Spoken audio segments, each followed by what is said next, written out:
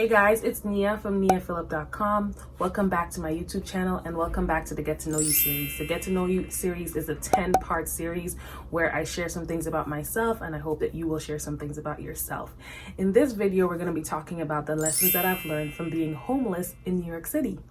Can't believe I'm about to talk about this on camera, but let's get started. So this story really begins in the summer of ¡99. I was 12 years old. I had just moved to the United States to reunite with my mother who had left Grenada when I was about 7 years old. So we were apart for about 5 years. So along with my siblings and my grandmother, we reunited in the United States in the summer of '99. I don't know if you're from an island or if you grew up outside of the United States, one of the things that you think about when you think about the United States is that it's like this place where everyone has money, everyone has all the resources that they'll ever need. So you never really think about, as a child, you never really think, wow, people struggle in America. You think everybody always has it. And that was definitely my perspective as a child. So growing up, I knew about America. My mom used to take regular trips here and she would bring back all these like amazing things for us. She would always send us things while she was here and we were in Grenada. So I was excited to move to the States to kind of like be a part of that. And it was an extreme culture shock that first year. And if you ever meet anyone who sort of moved to New York, they'll always tell you that the first year is the hardest. It's such a difficult adjustment. So we get here, we move into my mom's basement apartment in the Canarsie section of Brooklyn. Things are going well. I start school, and then things started getting a little shaky. So my mom had to give up her live-in babysitting job to job search and find another job because we were here now and she wanted to spend more time with us.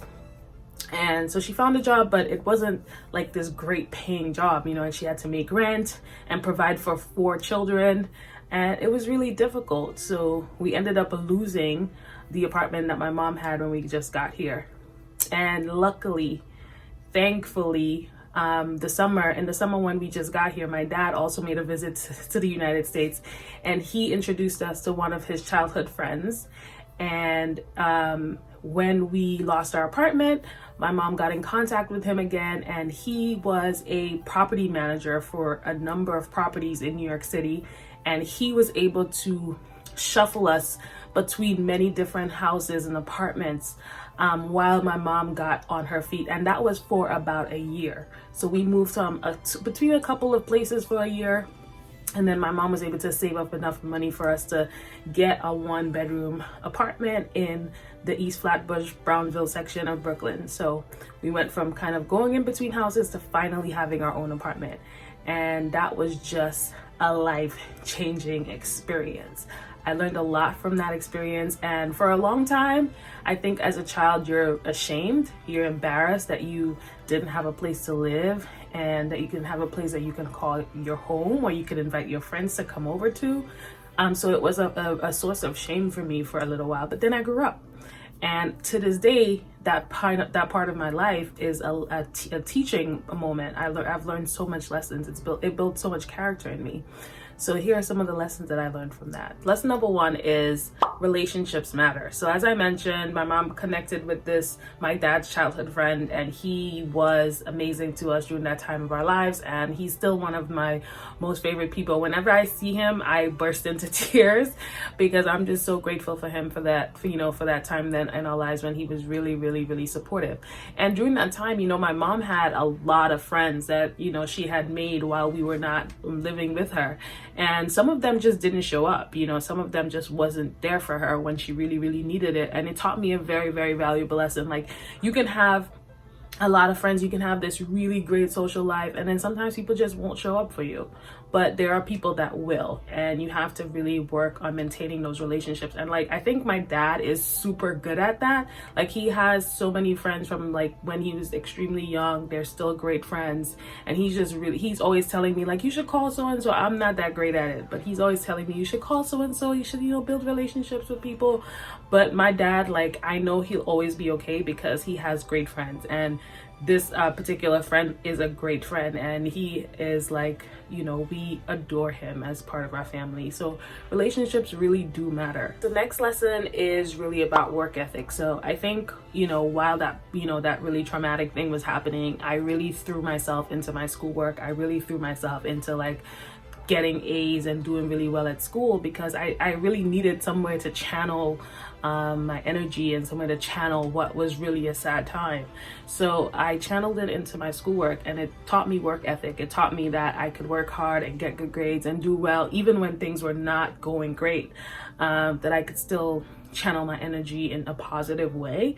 And and I knew that that was going to be important to my mother. I knew that my mom had high expectations of me, and she expected me to do well in school. And even if we were homeless, even if we didn't have a place that we could call our own, that was not going to be a good excuse. She was still going to have those expectations of me. So, you know, I learned work ethic. The third lesson is adversity builds character, right? So I am...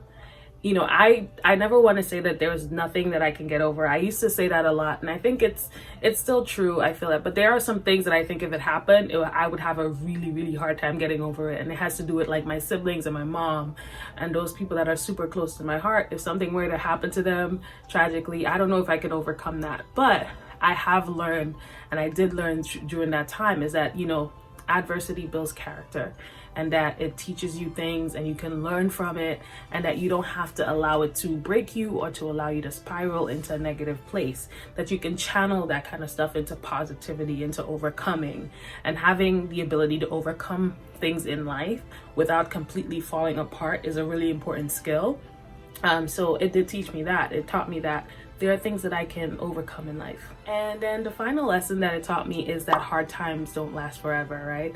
And in church, they say trouble don't last always. And it's true, you know, like that was a difficult time in our lives, a difficult period in our lives, but we were able to work through it. And now we have, you know, an apartment that we could have never imagined having in New York City. And one day we're all going to own homes, and we're all going to look back on this moment and say, wow, we were homeless at one point, and now we all have our own homes. So I think it's a really good lesson to learn that, you know, trouble comes, but it doesn't have to last always. And it's a beautiful thing. So now I always remind myself when I'm going through something difficult that trouble doesn't last always.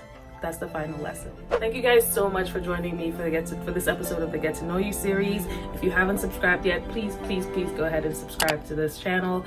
I look forward to getting to know you guys more. See you in the next video.